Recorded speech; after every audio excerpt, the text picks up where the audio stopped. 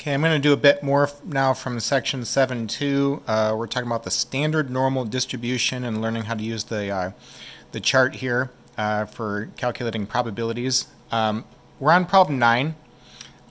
Determine the total area that is under the standard normal curve that lies to the left of z equals negative 2.43 or to the right of 1.25.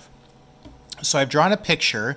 Of course, if you're a visual learner, drawing the bell curve is helpful to see what you're talking about, whether it's area to the left, area to the right, and getting set up correctly with the calculation. Ideally, that's there if you're a visual learner. Okay, so I've got the standard normal distribution. Here's the z-axis, which I've labeled. The mean is 0. And now my first z-score is negative 2.43. That's less than the mean. I'll position that about right here. And then 1.25, that is bigger than the mean. It is also less distant from the mean than the other number here. So I'll mark that to the right about at this spot. Okay. I want to find the total area that would be from these two regions added. Or is a key word. Or means add, so it would make sense why in this problem I would be adding two numbers together. Okay. Now, the first one is where I want to find the area to the left of negative 2.43. I can go to the chart right away and look that number up. I can go ahead and do that now. So here's negative 2.43. The area to the left is 0.0075. Okay, and I've got that area marked. And then to get the area to the right of 1.25, I'll need to use the complement rule, right? To find the area to the right of a z-score, you always take 1 minus the area to the left of the z-score. So let's find the area to the left of 1.25 from the chart. Here's 1.2, and then go over to the column that is for 0.05, and that number, that area to the left, is 0.8944. Okay, I want to subtract that number from 1 in order to get the area to the right of 1.25. The total area then would be where I add these two numbers together. And I'm getting 0.1131 when I add these numbers together. Okay, now remember that area and probability mean the same thing. So here's how this would look if we were using the probability notation. The probability that z greater than 1.25 means I'm talking about area to the right, or means I'll be adding using the addition rule. Z less than negative 2.43 means I'm talking about area to the left of negative 2.43. I'm using the addition rule. I would have mutually exclusive events going on in this, since it's not possible to be less than negative 2.43 and at the exact same time be greater than 1.25. You're just going to simply add these two probabilities together. The first one here required using a complement rule, since you're talking about area to the right. Take 1 minus the area to the left of 1.25. Now make sure that you switch the sign, as I've done here, to describe area to the left. Also, remember that equal signs don't matter. In the case of a normal random variable, you can have them or not. It doesn't matter. So if you didn't have an equal sign, if this were just a strictly less than sign, that would be totally fine. Make sure that you still switched the sign, though, as I've indicated. Okay, and then this other probability, I'm going to keep it as is since I'm already describing area to the left. On both of these, we are now describing area to the left, so we can go to the chart and look up those numbers. We've already done that. Area to the left of 1.25 is 0.8944. Area to the left of negative 2.43 is 0.0075. Add these numbers together and you get 0.1131 as the answer. Another way that you could have done this problem is you could have found the area that is between these two z-scores. That would be like what we did up here. And whatever that number is, you can then subtract it from 1 to get the area the tail ends here. Now, to do it like that, I don't think it'd be any quicker or anything. It'd just be another way to do the calculation. You'd still get the same result, though, if everything were done correctly. All right, now in these problems here, I've been showing you how to calculate a probability using the table from a particular z-score, whether that's area to the left or area to the right or area between. That's been the way that the problem has gone, where we just simply go to the table and get our probability. We now need to use the table backwards. What I mean by that is we want to be able to find a z-score for a given probability. Okay, there's going to be questions where you're going to be using the table in reverse here. Now, many times when we're using the table in reverse, the area or probability that we're looking for is not listed. That will be typical. Okay, in those situations, you're always going to take the closest value to the one that you're looking for. So let's take a look at problem 10.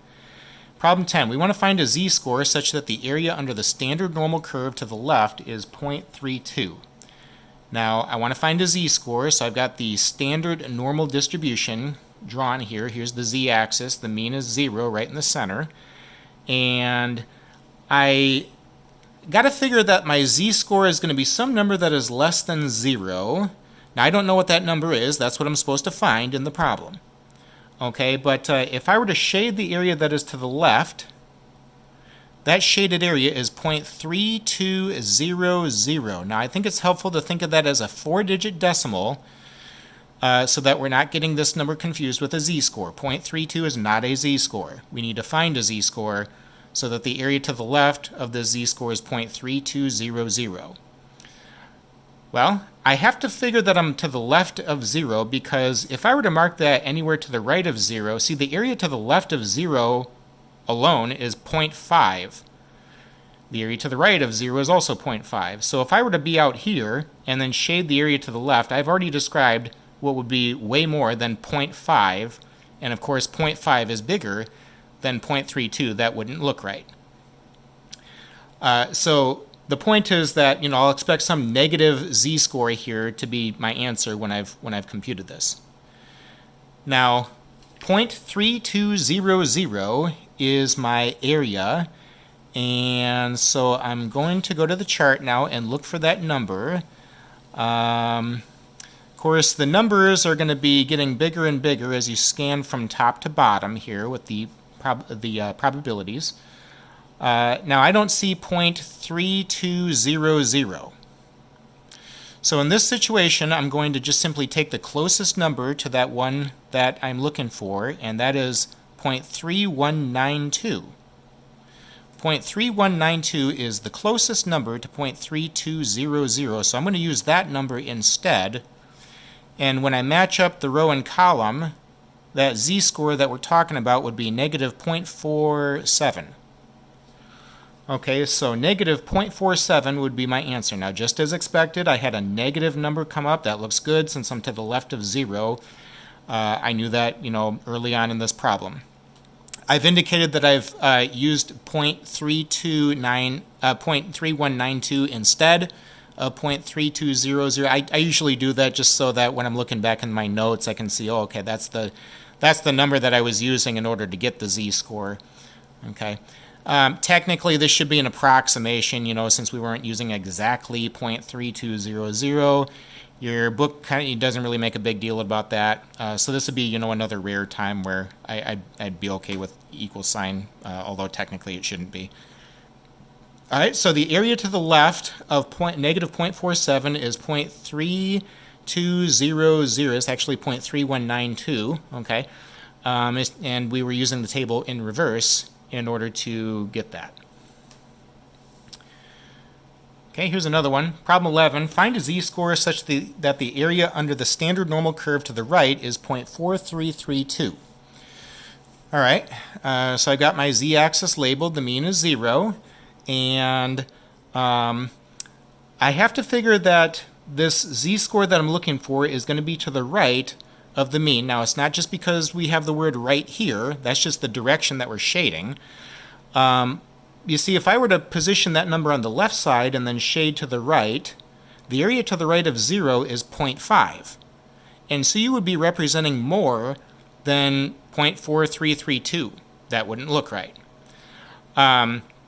So when I get my z-score, I should notice that I'm going to have some positive number here since I'll be positioning that to the right of the center.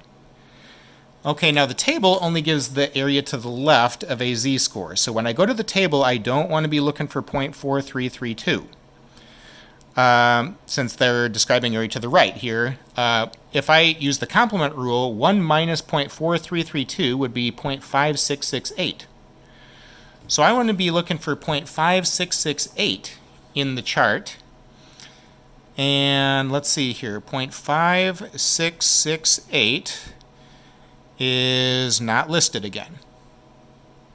So the closest number to that is 0.5675. I'm going to use that number instead since it is the closest. The z-score that would you get when you match up the row and column would be 0.17. Okay, so 0.17 would be my answer. Now in a problem like this, of course, using the complement rule would be important. Okay, because some students are going to mess this up and they're going to be looking for 0.4332 in the chart. Don't do that. If you were to look for 0.4332 in the chart, you would also find that it is not there, and you take the closest number. If you were to take the closest number, the correct one, and match that with the row and column to get the z-score, you would end up getting negative 0.17. Now, negative 0.17 is a wrong answer. Okay, but notice how that number would be the opposite of the one that we should have. The reason why that would happen is because of the symmetry of the bell curve. Okay, the bell curve is going to look the same on both sides of the mean. So in other words, the area that is to the right of 0.17, this number here, would be the exact same area as the number that would be to the area that would be to the left of negative 0.17 if I were to mark that out and shade to the left. Those areas would be exactly the same. Okay, but that's why you would have gotten just the opposite of that number, which again is a wrong answer. Okay, so be careful about that. We'll stop the video here.